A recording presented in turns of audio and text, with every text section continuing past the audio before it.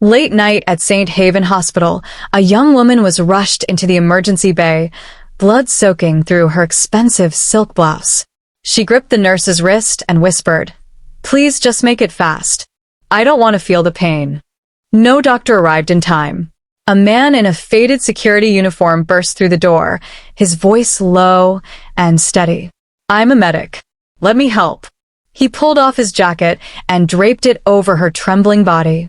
Under the harsh fluorescent light, faded numbers were visible on his forearm. Military ink. He was a hero. But why was he living like a shadow? The hallways of St. Haven hospitals smelled like disinfectant and silence.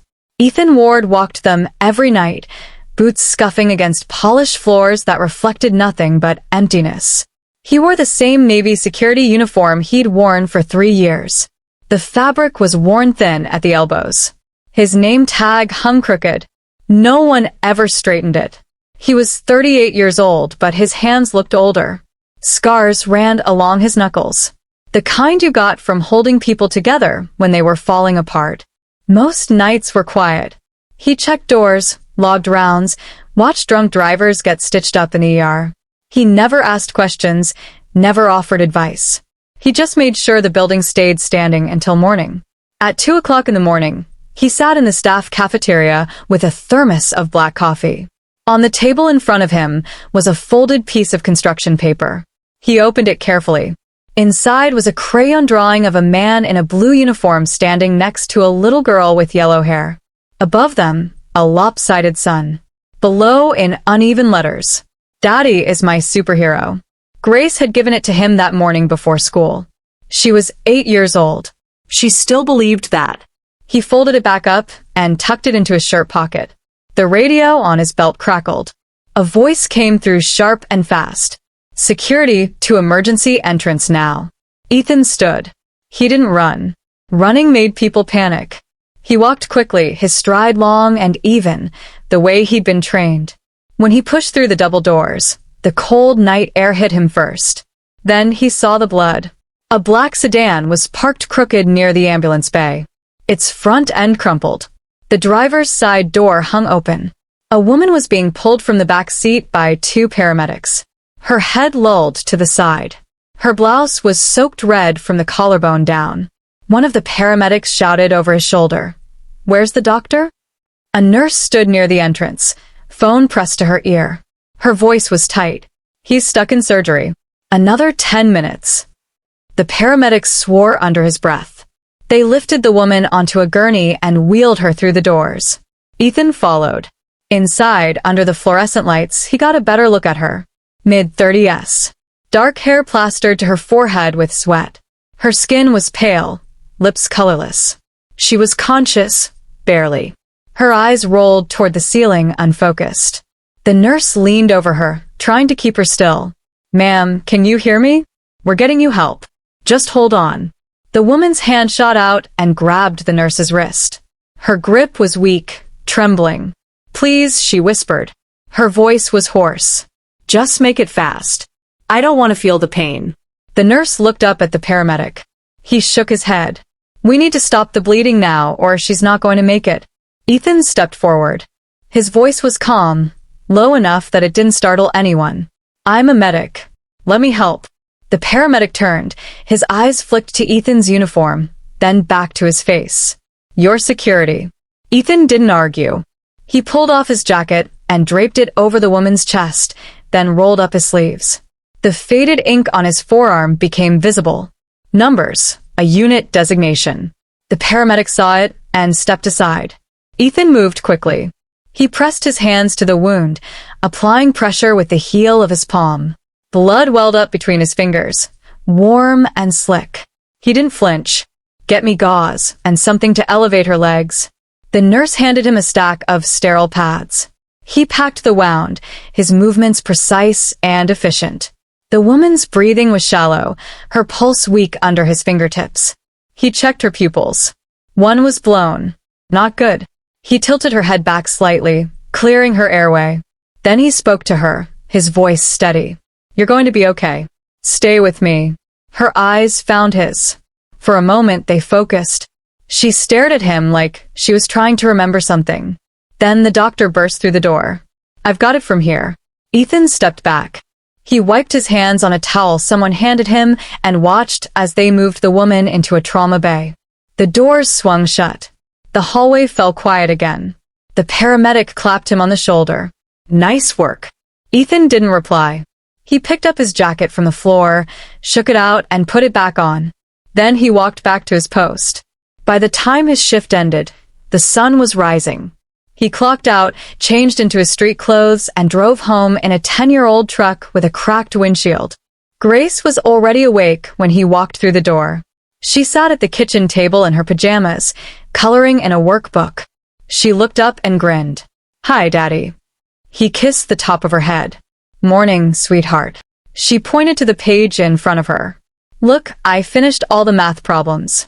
He sat down next to her and checked her work. Every answer was correct. He felt something tighten in his chest. "You're too smart for me," she laughed. "No, I'm not." He made her breakfast. Scrambled eggs and toast. They ate together in the small kitchen with sunlight streaming through the window. She told him about school, about her friend Emma, about the science project they were working on. He listened to every word. When it was time to walk her to the bus stop, she held his hand. She was getting too old for that, but she still did it. He didn't tell her to stop. After the bus pulled away, he went back inside and collapsed onto the couch. Sleep came fast and dreamless. 3 days later, he was back at the hospital. Same hallways, same rounds. He'd almost forgotten about the woman in the ER. Then he saw her. She was standing near the main entrance talking to a man in a suit. She wore a tailored blazer and heels that clicked against the tile. Her hair was pulled back. Her posture was perfect. She looked nothing like the bleeding woman on the gurney. But it was her. Ethan kept walking. He didn't stare, didn't stop. He had no reason to, but she saw him. Her eyes tracked him across the lobby. He felt it. He kept his head down and turned the corner. Later that night, his supervisor called him into the office. The man was in his 50s, balding, perpetually tired. "Ward, you got a visitor." Ethan frowned. "Who?" The supervisor gestured toward the window. Outside in the hallway stood the woman from the ER. She was alone this time. Her arms were crossed. Ethan stepped out. She turned to face him. "You're the one who helped me." It wasn't a question. He nodded once. She studied him for a moment. Her expression was unreadable. "I wanted to say thank you." Ethan shook his head. "You don't need to." She didn't seem to know what to do with that. She shifted her weight, glancing at the floor before meeting his eyes again. "The doctors told me you saved my life." He didn't respond. She extended her hand. "I'm Olivia Hart." He looked at her hand but didn't take it. "I know who you are." Her jaw tightened. She lowered her hand. "Then you know I don't like owing people." Ethan's voice stayed level. "You don't owe me anything." Olivia stared at him. Something flickered in her eyes. Confusion maybe, or irritation. "I'd like to do something for you. Compensation. Recognition. Whatever you want." Ethan shook his head again. "I don't need that." Her voice sharpened. "Everyone needs something." He met her gaze. His tone didn't change. "I just need you to live better than you were that night." For the first time, she had nothing to say. Ethan turned and walked away. He didn't look back. Olivia stood in the hallway for a long time. Then she left, but she didn't forget. Over the next 2 weeks, Ethan heard nothing from her. He worked his shifts, picked up Grace from school, helped her with homework, made dinner, tucked her in, read her stories until she fell asleep. It was a small life, a quiet one. He didn't need it to be anything else. But late at night, when the hospital was silent, and he walked the empty corridors, he sometimes thought about the woman with the sharp eyes and the expensive clothes. He wondered if she remembered what she'd said that night. "Please just make it fast." He wondered what kind of life made someone say that. And he wondered if she was living any differently now. He didn't expect to find out, but he would. Olivia Hart didn't sleep well anymore. She used to pride herself on it. 6 hours sharp. No dreams, no interruptions, just efficient rest that kept her functional through 16-hour days and back-to-back board meetings. But now, every time she closed her eyes, She saw the ceiling of the emergency room, the fluorescent lights, the taste of copper in her mouth, and the face of a man she didn't know, telling her she was going to be okay. She hated that she remembered it so clearly. 2 weeks had passed since she'd tried to thank him. 2 weeks since he'd walked away like she hadn't just offered him everything most people spent their lives chasing. Recognition, money, a favor from one of the most powerful women in the state. He'd refused it all. She didn't understand people like that. Olivia sat in her corner office on the 43rd floor, staring at a contract she should have signed an hour ago. The city stretched out below her, a grid of glass and steel. She'd built her empire here. She knew how to win, how to take control, how to make people need her more than she needed them. But Ethan Ward hadn't needed anything. And that unsettled her more than the accident itself. Her assistant knocked and entered without waiting for a response. The gala is tonight. Car leaves at 7 o'clock. Olivia glanced at the clock. It was already 5:30. Fine. The assistant lingered. Also, the hospital called. They're naming you as the keynote speaker. They want you to talk about your recovery. Olivia's jaw tightened. I didn't agree to that. The assistant hesitated. They said it would be good for your image. Show vulnerability, relatability. Olivia looked up sharply. I don't need to show anything. The assistant nodded quickly and left. Olivia leaned back in her chair. She knew what they wanted. A story, a narrative, the CEO who survived. The woman who came back stronger. It was good PR. It always was. But she didn't want to tell that story. Because the truth was, she hadn't come back stronger. She'd come back afraid. At 7:15, Olivia stepped out of a black sedan in front of St. Haven Hospital. The building was lit up for the event. Banners draped across the entrance. Inside, the main atrium had been transformed. White tablecloths, crystal glasses, a string quartet playing near the silent auction tables. Donors in tuxedos and evening gowns mingled under chandeliers that cost more than most people's houses. Olivia moved through the crowd with practiced ease. She smiled, shook hands, thanked people for their generosity. She'd done this 100 times before. But tonight, she couldn't focus. Her eyes kept scanning the room. She didn't know why. He wouldn't be here. He was a night security guard. This wasn't his world. Then she saw him. He was standing near the back of the room just outside the main floor. He wore the same navy uniform, his hands clasped behind his back. He wasn't watching the guests. He was watching the exits. Olivia's breath caught. She turned back to the conversation she was supposed to be having, but the words coming out of her mouth felt distant. Automatic. Her mind was somewhere else. Halfway through dinner, someone collapsed. It happened fast. A man in his 60s sitting 3 tables over clutched his chest and pitched forward. His wife screamed. People jumped up, chairs scraping against the floor. Someone shouted for a doctor. Olivia stood, her pulse spiking. Then Ethan was there.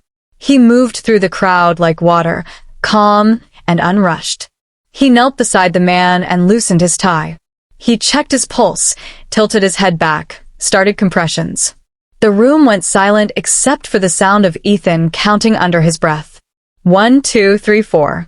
His hands moved in a steady rhythm, pressing down on the man's sternum with controlled force. Someone ran up with the defibrillator. Ethan took it without looking up, attached the pads, and stepped back. Clear. The man's body jerked. Nothing. Ethan checked again. Started compressions again. 1, 2, 3, 4. Olivia couldn't look away. She'd seen him save her life. But she'd been half-conscious, barely aware. Now she saw everything. The precision, the focus, the absolute certainty in every movement.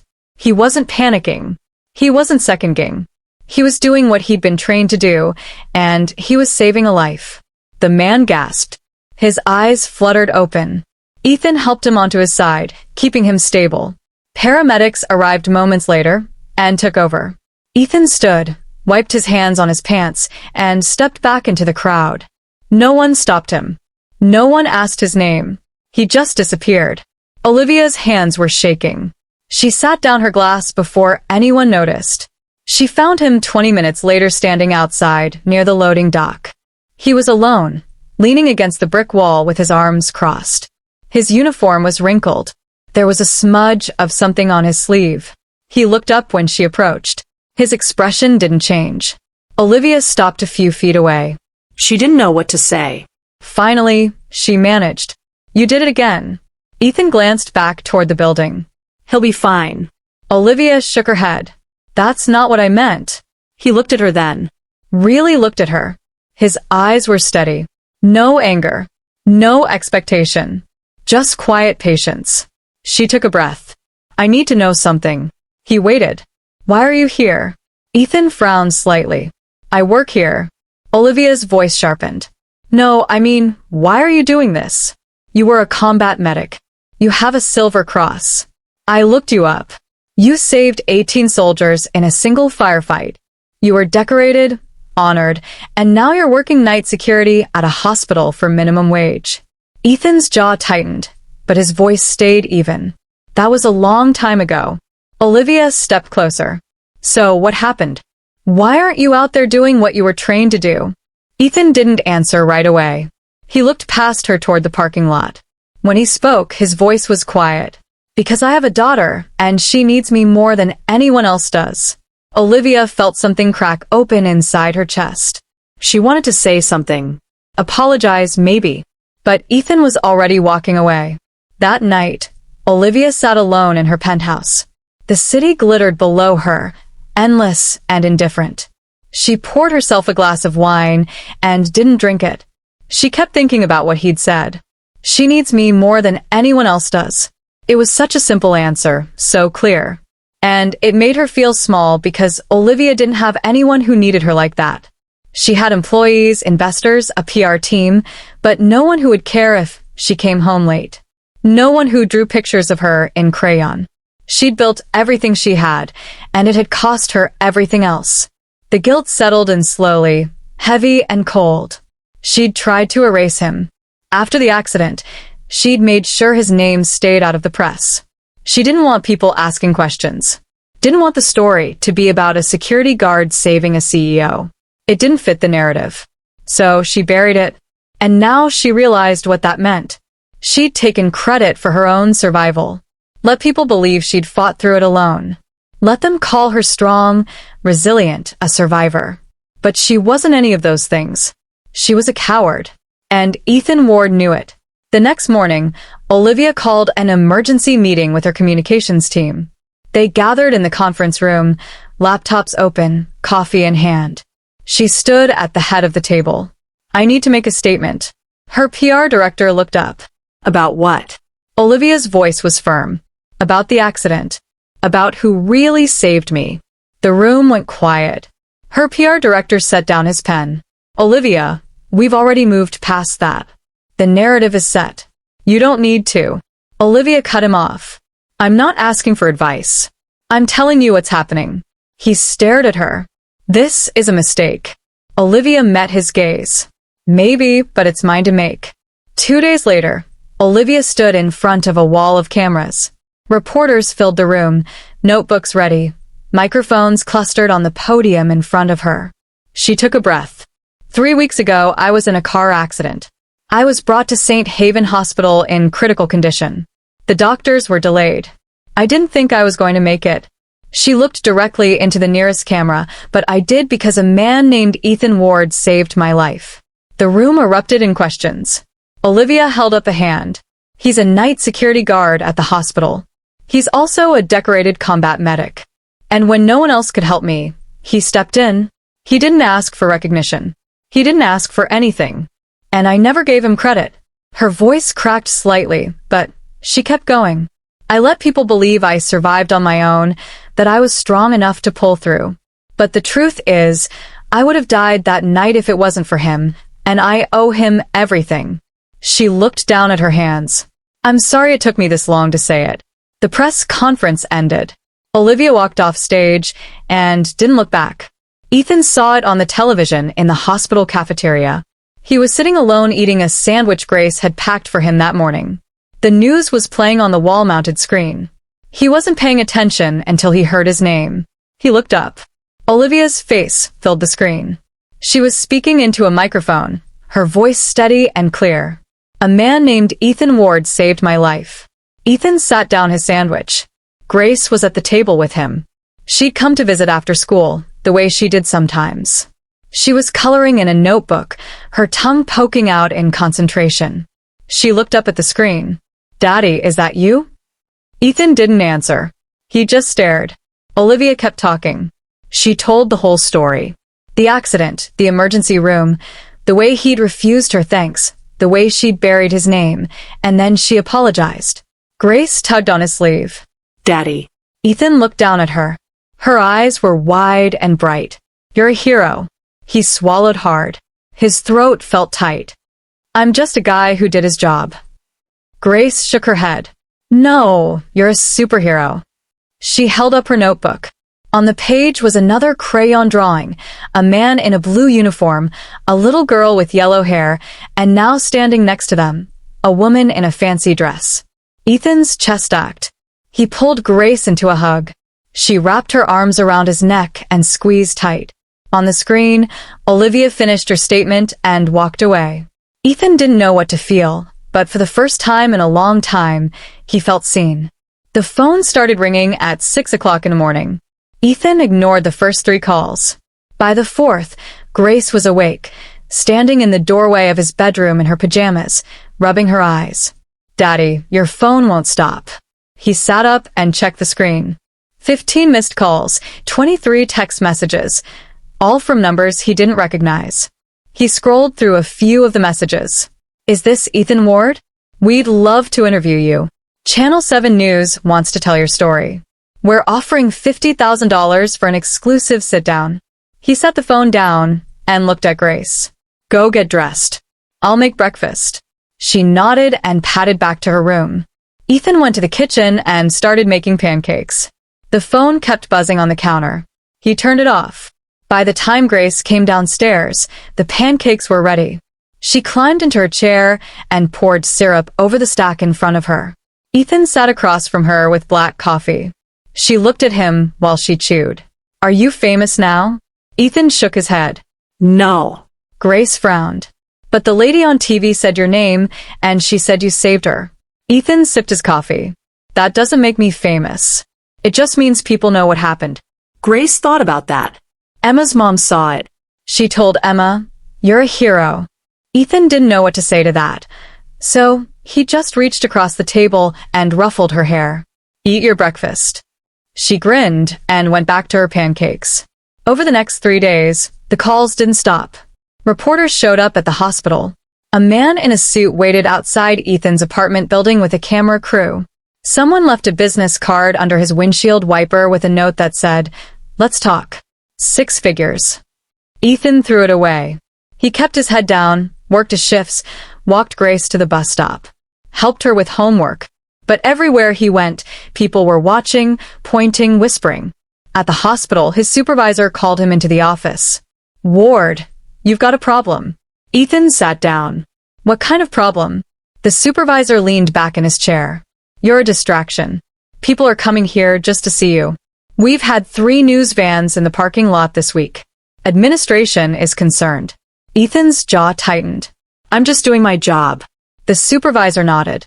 "I know, but they're asking me to put you on leave until this blows over." Ethan stared at him. "You're suspending me?" The supervisor held up a hand. "Paid leave just for a week or 2. Let things calm down." Ethan stood. "I need this job." The supervisor looked uncomfortable. "I know, but it's not my call." Ethan left without another word. That night, he sat on the couch with Grace curled up next to him. She was watching cartoons. He wasn't watching anything. He was staring at the wall, trying to figure out what came next. He'd built his life around routine, predictability.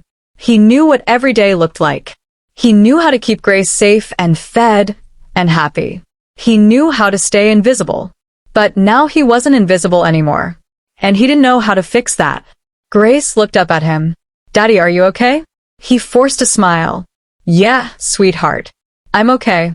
She didn't look convinced, but she didn't push. She just snuggled closer and went back to her show. 2 days later, someone knocked on his door. Ethan opened it. Olivia Hart stood on the other side. She looked different. No suit, no heels, just jeans and a plain sweater. Her hair was down. She looked tired. Ethan didn't say anything. Olivia shifted her weight. "Can I come in?" He stepped aside. She walked past him into the small living room. Grace was at the kitchen table coloring. She looked up and stared. Olivia gave her a small smile. Hi. Grace didn't smile back. She looked at her dad. Ethan walked over and put a hand on her shoulder. "Grace, this is Olivia. She's the woman from the news." Grace's eyes went wide. "The one you saved?" Olivia nodded. "That's right." Grace studied her for a long moment. Then she went back to her coloring. Ethan gestured toward the couch. Olivia sat down. He stayed standing. She looked up at him. "I'm sorry." Ethan crossed his arms. "For what?" Olivia's voice was quiet. "For all of it. For putting you in this position. For making your life harder. I thought I was doing the right thing by telling the truth. But I didn't think about what it would cost you." Ethan didn't respond right away. He just looked at her. Finally, he sat down in the chair across from her. "Why are you here?" Olivia took a breath.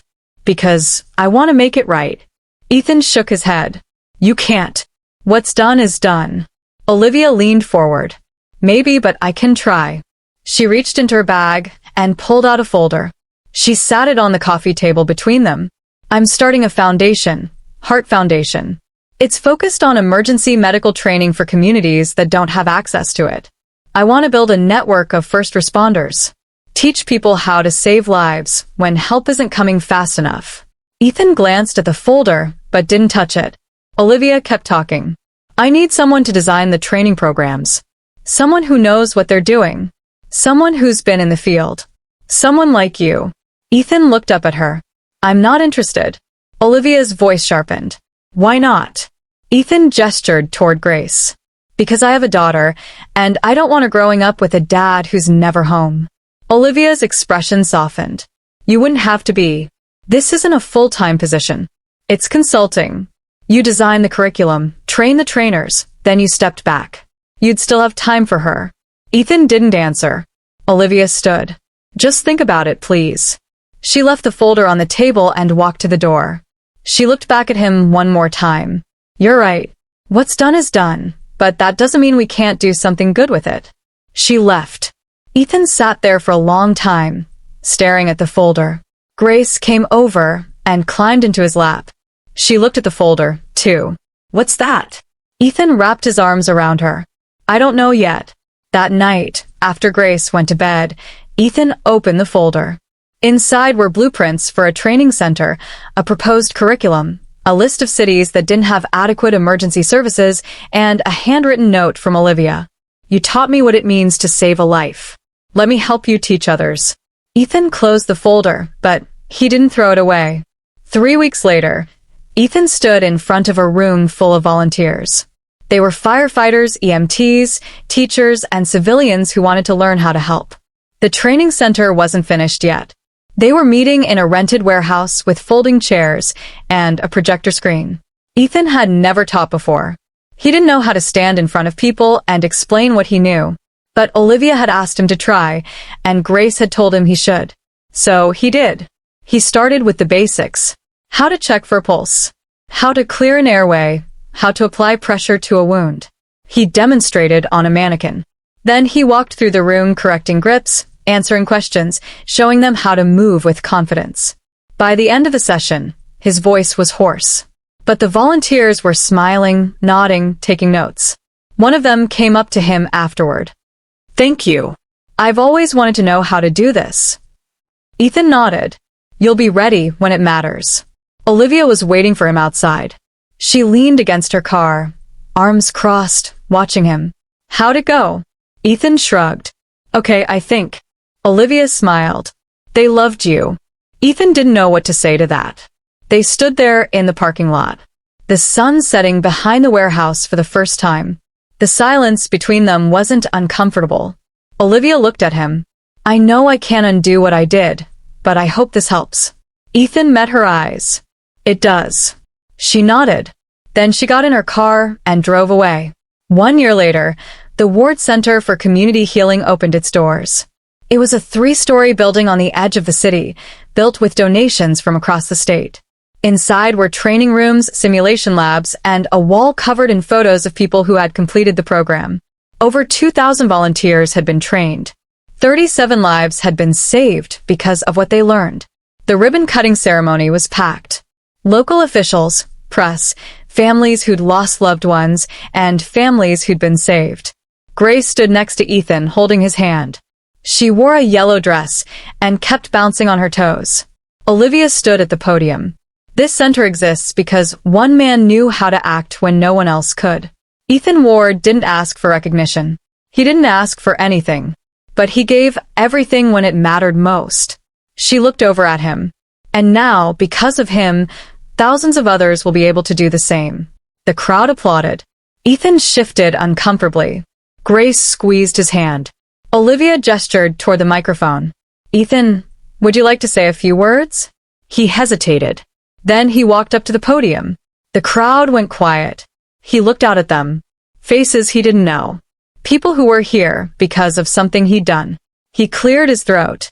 I'm not good with microphones. I'm better with heartbeats. A few people laughed. He glanced at Grace. She was watching him with wide eyes. I didn't do any of this for recognition. I did it because someone needed help. That's all. And if I can teach one person how to do the same, then maybe the next time someone's lying on the ground scared and bleeding, they won't have to wait for a hero because the person next to them will already know what to do. He stepped back. The applause was louder this time. After the ceremony, Ethan stood outside with Grace. Olivia joined them. She looked at the building. We did it. Ethan nodded. You did it. Olivia shook her head. No, we did. Grace tugged on Ethan's sleeve. Daddy, can we go get ice cream now? Ethan smiled. Yeah, sweetheart. We can go get ice cream. Olivia looked at them.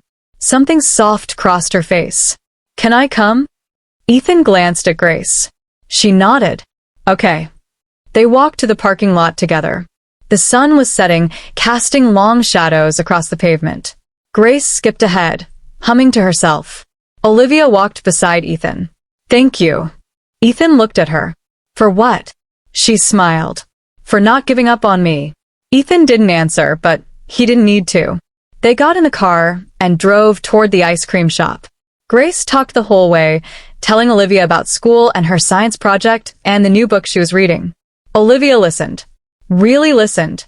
And for the first time in a long time, she felt like she was part of something that mattered. On the screen, text appeared. Heroes don't move on from saving.